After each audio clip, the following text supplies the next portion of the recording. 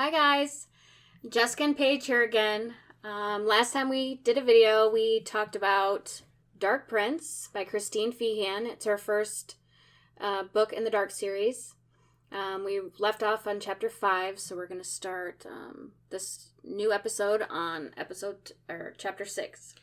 So, yes, we're technically starting on 6. Nothing super crazy happens in chapter 6 except for the second blood exchange between Raven and Mikhail.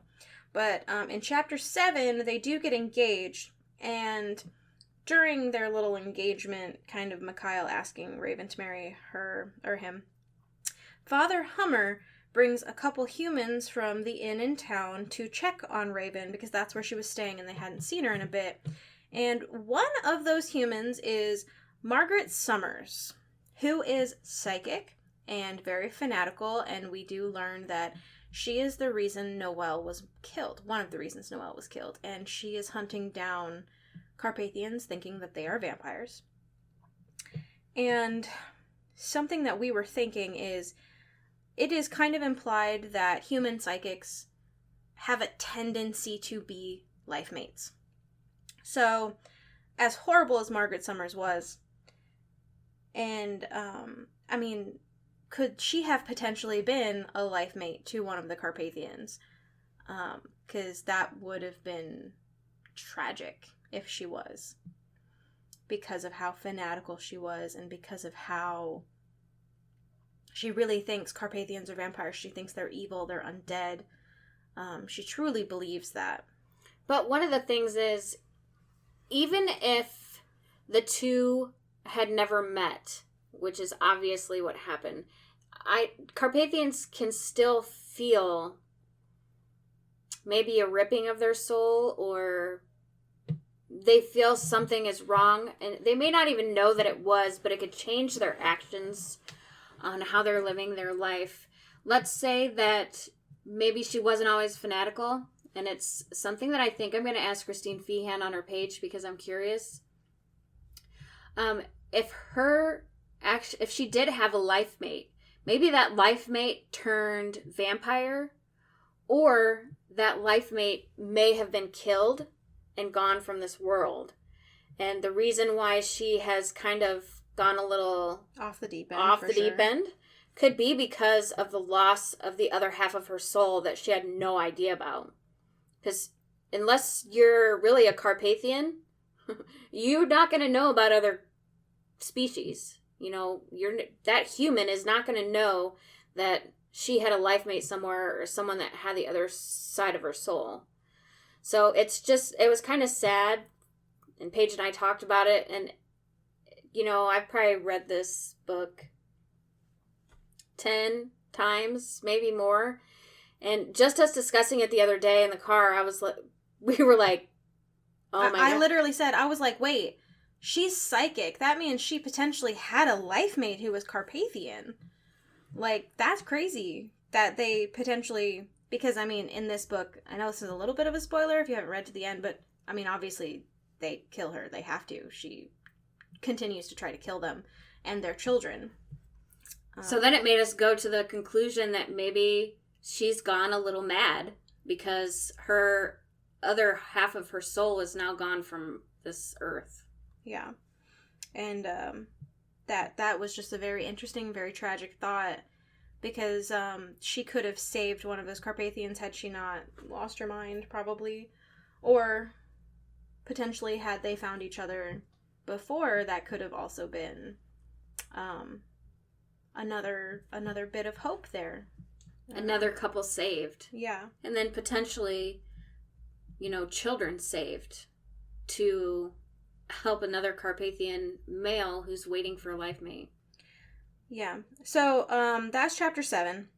In chapter 8, Mikhail learns who potentially the assassins are, especially because he's met Margaret Summers now and he can read her mind, and she's fanatical, she's crazy. One of the concerns is that their midwife, who has been helping the Carpathian females give birth, is Mrs. Romanov, Heidi Romanov. And her husband is the one who contacted Margaret Summers to begin with.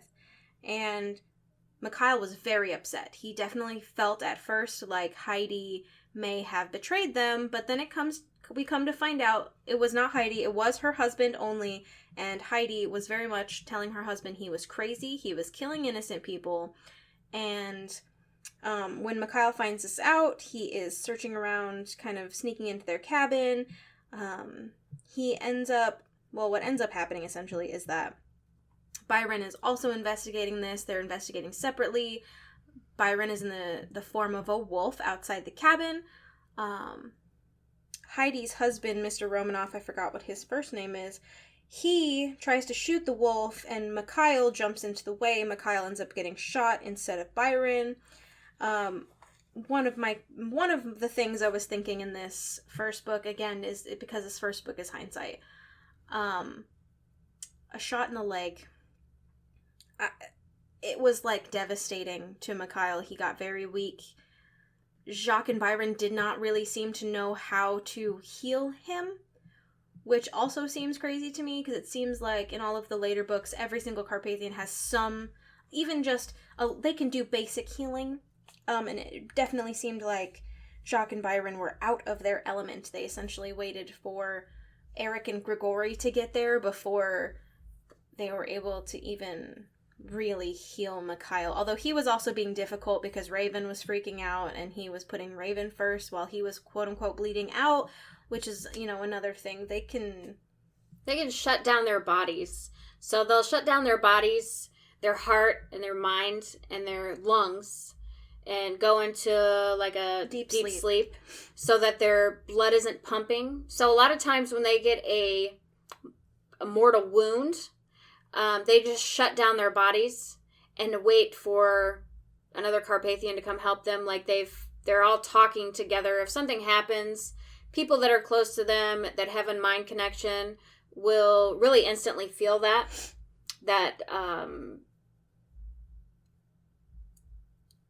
pain, or that that there's something wrong with someone that you're connected to, and they'll touch quickly, get locations, and then they'll shut down their blood and their heart and mind so that they can stop the flow of blood, preserve themselves while they're waiting for help. But in this one, he can't shut down his body because he has to communicate with Raven because she's still human, and she wouldn't understand what was going on. She would think that he's dead, so he didn't want to freak her out. But at the same time... So now he's sitting there bleeding to get to death. Right. But at the same time, Byron and Jacques are there with him the whole time that this happens. And they don't do anything. They come across to me as I was rereading it again for like the millionth time, that they don't know what to do, that they're waiting for someone who knows what to do, and that seems crazy to me. So it felt like they should be like 200, 250 years old, not the 800 that Jacques and Byron are supposed to be. Usually by then, you have already learned, you're 200, you're a fledgling. At 200, you're a fledgling. You're learning basic skills. You're learning, that's right when your emotion shut off if you're male, but you've learned the basic skills. Yeah, like shifting, healing, becoming mist, like creating safeguards, like anything that's really basic, you learn that at like 200. And you have Byron and Jacques here who are supposed to be in their 800s, and they're just like, well, I guess you're bleeding out. Sorry. I know you're our prince, and if you die, we're screwed. But, yeah. We'll give you blood, even though you keep bleeding out. Here, take some blood. Have some blood. That's what. Wait a minute. Did they not pack soil and saliva in it? No, they didn't even do that? No. They literally, Jacques gives him blood, but doesn't close the wound. Okay. So he's still bleeding out, even though Jacques giving him blood. And so I was rereading this, and I was remember just, that part as that. I thought that they packed it with soil. No, they certainly didn't. And I was, not that I remember anyway, I guess I can go back and look So I know that sounds like gangrene to us, okay? But their saliva has a healing property. So really, even if they would have licked the wound, the bullet hole, it would have closed. Potentially. Potentially the wound would have closed so the blood wasn't seeping out of his leg. Right. And they'll pack it because they're of the earth. The earth heals them. The earth heals them. They mix their saliva with the dirt, and they put it in the wound. Yeah. And it helps it heal. So hang on, that was chapter 8. Because I could have been wrong, but... Because right now I'm on, like, chapter 16 or something. So this was a little bit ago that I read this. But So it is a little confusing if they did not... pack his wound. Pack it. I don't remember that. I guess I just assumed that they packed it. Well, let me double check, but no, I'm pretty sure they're See, when you read it with people, you catch things that you didn't catch. Like, I may have just been assuming that, and that they were waiting for Grigori to come, and, you know, they turn into a light energy, and they send themselves into people's body to heal it. So I figured that they packed it and waited for Grigori because, you know, Jacques and Byron aren't really healers. No, but all the Carpathians know basic healing. Yes. So that's why I was confused when they were just like, here, have some blood. But I'm pulling up the But Mikhail has been he's so difficult because he's worried about her being human. Raven being human. He's worried about Raven being human. He's worrying about leaving her, even just to go to sleep, because if you go into the deep sleep of the Carpathians, you shut down your mind. So now, if she wants to reach for Mikhail, she's going to have a blank spot. And it's going to feel like he's not there anymore, so she's going to think he's dead. And even though in her mind she's going to know he's not dead, it's going to feel like it's going to feel like it. Okay, so it says here, chapter 8, Behind Mikhail, the bushes rustled. He didn't bother to turn, knowing Byron was there, ashamed, embarrassed, and filled with remorse. So first off, Byron and Jacques are supposed to be in their 800s. They shouldn't have emotions. I want to point that out. Because right here, Byron was there, ashamed, embarrassed, and filled with remorse. Those are emotions. And then Byron says, Mikhail, God, I'm so sorry. Is it bad? And Mikhail says, bad enough. And he clamps his hand over the wound in hope to stop the blood flowing so freely. But as I'm reading here, Byron tore a strip of his shirt and bound Mikhail's thigh. So no, they didn't pack it with anything. They didn't pack it. They didn't use the saliva, but he used a strip of his shirt to put pressure to stop the bleeding. Yeah. So, maybe Byron is just... I don't really have an excuse. We know that, you know, they say that Byron and Jacques are not hunters. So they may have been... And actually, we don't meet too many that aren't born hunters. That they have different things that they're good at. And different callings, I guess. So Definitely. Maybe that's why it's hard for us not to understand why Jacques and Byron don't respond like hunters do. Yeah, but even so, like, even the females, they know how to heal, and they don't hunt. Like, it's taught, it is inferred in the later books that all Carpathians are taught how to do basic healing. Yeah, and they have a healing chant. And they have that they all know that's when they're born, it's already in their minds. Yeah. So, I don't know, maybe Byron and Jacques are just, I don't know, maybe they're just a little special. I don't know.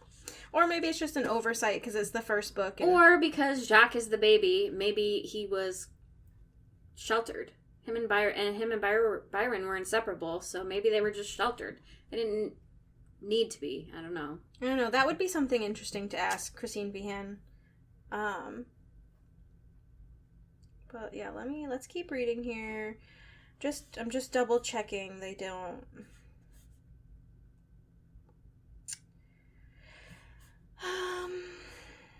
Yeah, they pretty much take Mikhail back to his house, and Eric shows up to help, Celeste shows up to help, and Grigori shows up to help. And yeah. Well, Grigori shows up later. Really, I think it seems to be that it's... He must have got shot in the femoral artery if he's bleeding out that bad. Yeah. They don't really say. But he's just so difficult because he doesn't want to shut his body down. Make her uncomfortable. Yeah. Let's see. I'm skimming to see which one of them actually ends up healing Mikhail, if they say.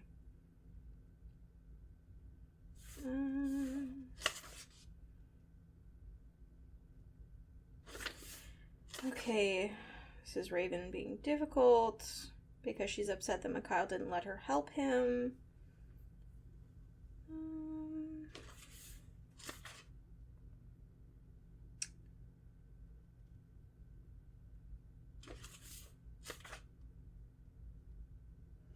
I can't find right now where it says which one of them actually heals him.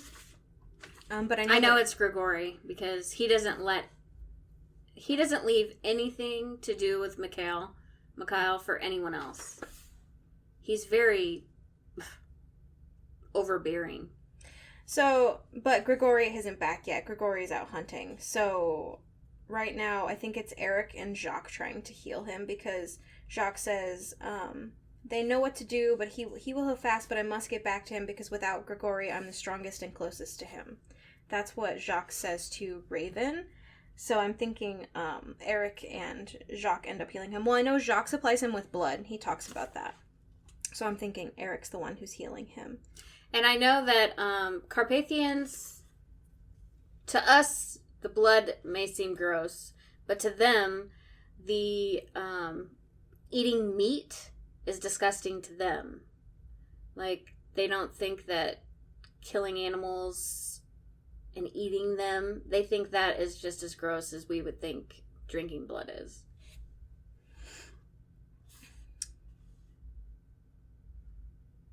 Okay, so Eric and Byron provided the soft rhythmic words of ritual while Jacques replenished himself in Mikhail.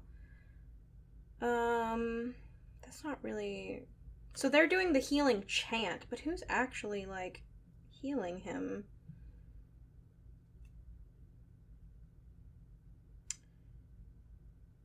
I don't know, it doesn't really say. So I guess one of them was healing him for sure. But anyway, so yeah, that was chapter 8. So after that, he does get put into a deep sleep. Grigori does come back, because Grigori's the one who puts him in that deep sleep. So they must have got Mikhail just to the point where Grigori got back. Yeah. So Grigori ends up putting him into a deep sleep, and before Mikhail goes into that deep sleep, he does contact Father Hummer, who is a priest and one of his good friends. And he asks Father Hummer to look after Raven because she is going to feel like he's dead. He does warn Raven that she's going to feel like this, and tells her that she needs to use her intellect to know that as soon as the sun sets, he'll be there. That when she reaches him, it's going to feel blank. She's going to feel a little mad. She's going mad, because she is going to feel like he's dead, because there's nothing there but blankness. So he asks Father Hummer to watch out for her and keep her busy until the next rising. Right. So chapter 9, my really only note is just that Father Hummer's great. Because he's great. He's super sweet too, and he knows Mikhail so well that he's giving Raven information about Mikhail. They're playing chess, and they're discussing... They're gardening. Yep, and using dark glasses. Mikhail had left... There's a certain type of glasses that are made for them so they can be out in the sun longer. The early sunlight, so it doesn't burn their eyes. Yep. And Mikhail had left a pair at Father Hummer's, and he noticed Raven was having the same type of pain from the sun that, like, full-fledged Carpathians get, so he gave her the glasses. They helped. Father Hummer really does know what's going on, but he doesn't want to scare Raven, it seems like, because he knows how good Mikhail is. But Raven's definitely having a hard time coming to terms with the differences of their species. And Father Hummer feels like he tries to console Mikhail also, feeling that his species was put here for a reason, to take care of the human race and keep them safe. So Father Hummer has different views of the Carpathians, and he's one of the few humans that are able to know about the Carpathians without their memories being erased. Yes. That's how much Mikhail trusts him. So yeah, chapter 9, Father Hummer's great. Chapter 10, again, the beginning of it, Father Hummer is great. And then, Raven feels like she can get through the rest of the day without Father Hummer, so she goes back to the inn, but then she overhears, the assassins in the inn, that being Margaret Summers and her husband, and then a couple others, talking about how they found another vampire and they have to go kill her now because it is still daytime. So of course, Raven being Raven, she follows them to a cabin, and indeed they have found Eleanor and Vlad's resting place, and Eleanor actually is in the process of, she's in labor. She's about to give birth. She can't protect her mind. She's in a lot of pain. So Margaret Summers literally hears Eleanor underground in pain and calling for help because they're trying to dig her up and kill her and her baby and her life mate.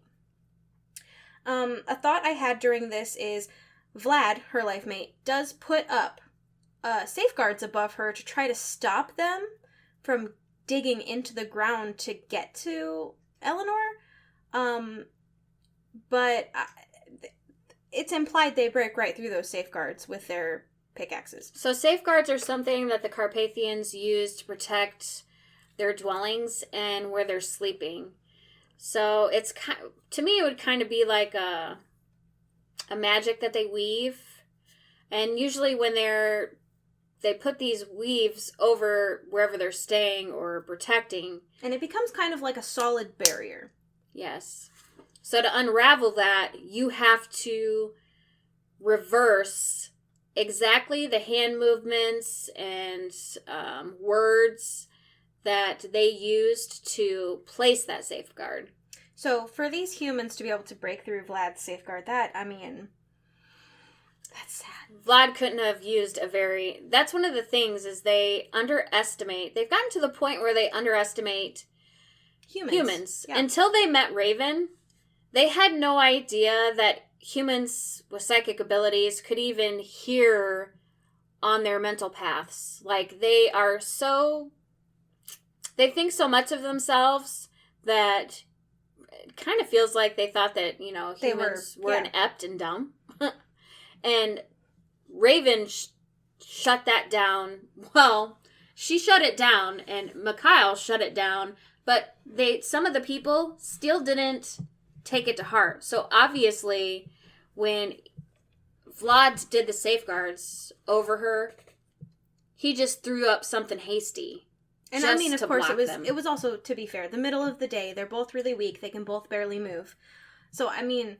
Well, and the sun was starting to set. So I think he said it that way because he didn't think that they would be able to break through them before the sun set. Yeah. But the fact is that if Raven had not stepped in, they would have gotten to Eleanor and her baby and killed them before Vlad would have been able to really step in. So that's a little bit sad that humans were able to break through that. The Carpathians, they're definitely underestimating humans, and as we go further in the books, you're gonna see that they jump from one level of abilities to what they're really capable of in the next book and on. Because they start taking seriously that humans can be threats, and that there are so many threats to them that they don't even know about yet, and as they're learning, they're like, we have to protect ourselves better. Yeah, we have to be smarter. Yeah, much smarter. So that was pretty much chapter 5 through 10. So yeah, right now where we're leaving off is the humans are trying to they're trying to dig up Eleanor as she's in labor, and they're going to try to kill her. And we will continue chapter 11 to 15 in the next episode. Our discussion of 11 to 15.